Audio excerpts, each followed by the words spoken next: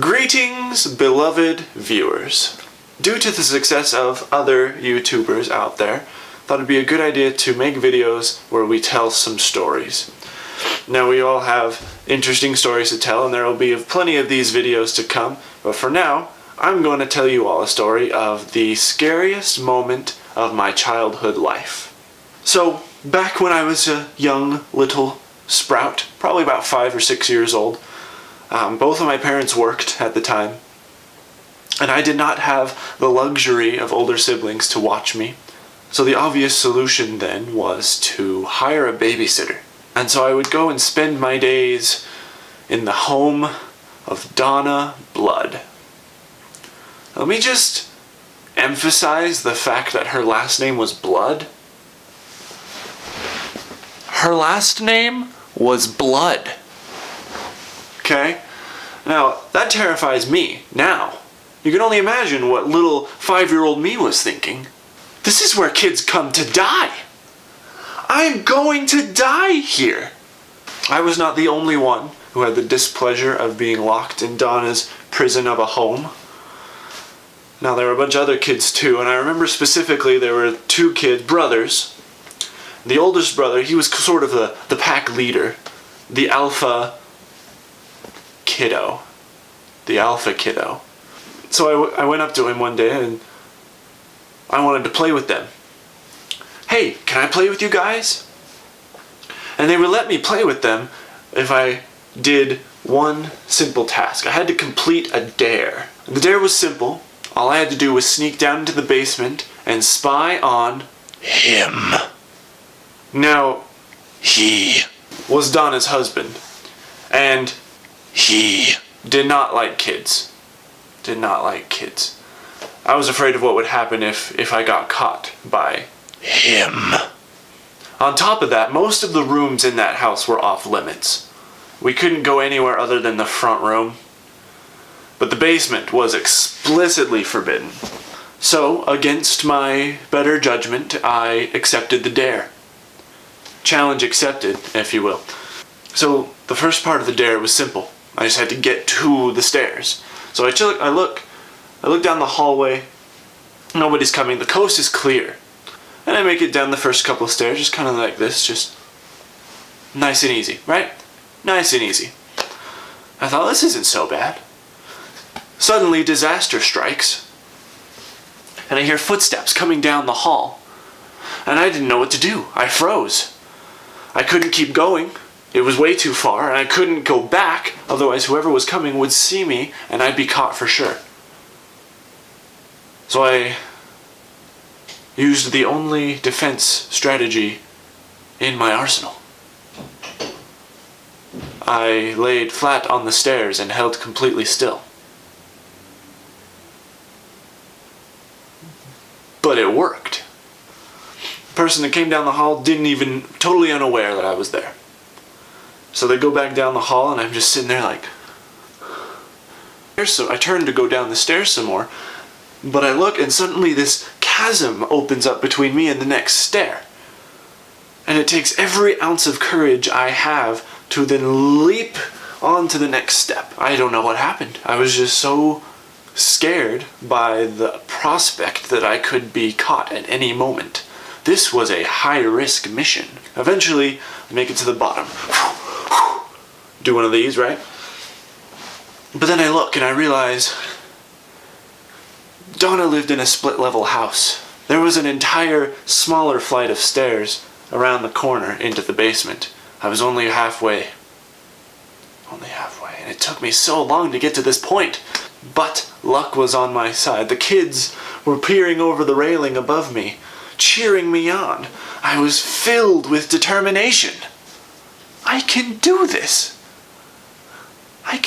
So I go down the other flight of stairs. These ones were easy because I only had one thought dominating my mind. No longer was it, what if I get caught? Now it was, what the freak am I gonna do when I get down here? I've only heard rumors of him. Never in my entire life would I have imagined to actually be in the same room. So I go in and I peer out the door and I look, and there's this big room with a single lazy boy recliner silhouetted in the cool light of the TV. And I see a big, hairy arm hanging over the side of the chair, dangling a remote. And I thought, him.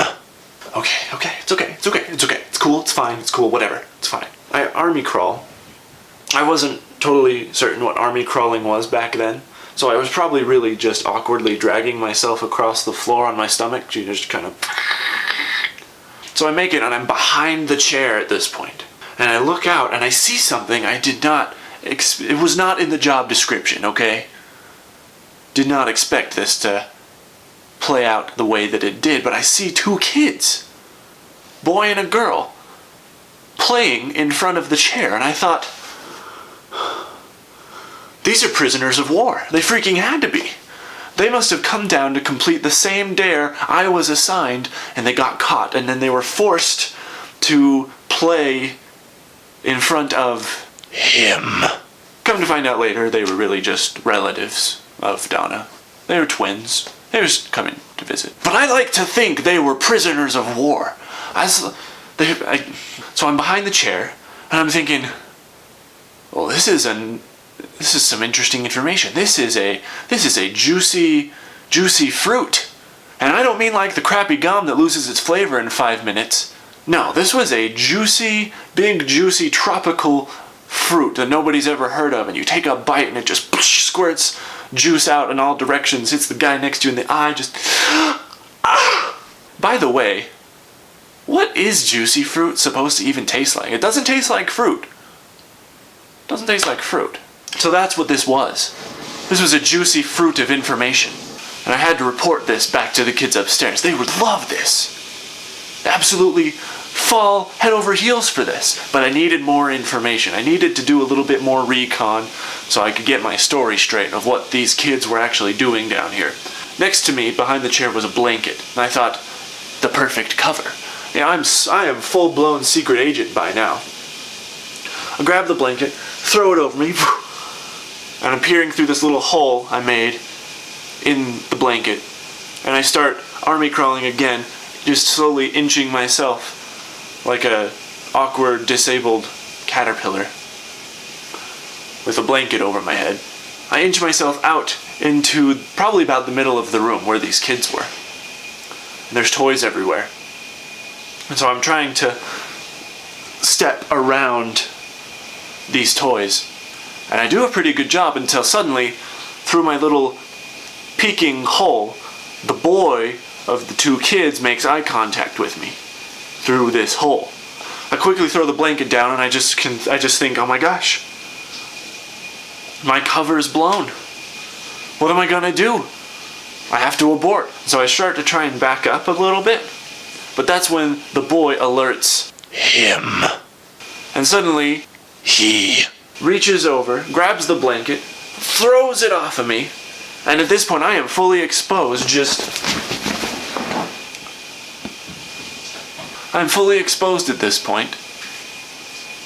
And I thought, this is it. Mission failed. This is where I die.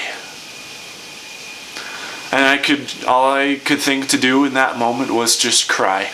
Just let it loose. I bawled, and I bawled. And they let me have my moment. Then they very casually brought me back upstairs. And at that point, all the other kids had gone.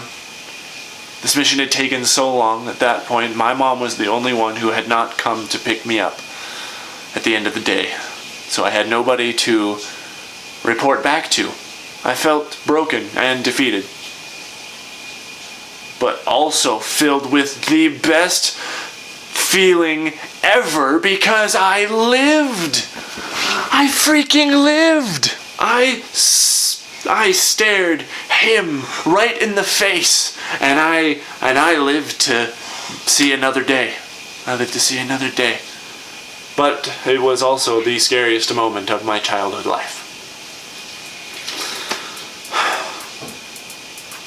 But yeah, that's my story. I hope you all enjoyed this. Please like this video if you did. Subscribe to the channel. so you can know when other videos featuring our stories come in. We've got a lot of good ones planned, and I hope you have a wonderful day.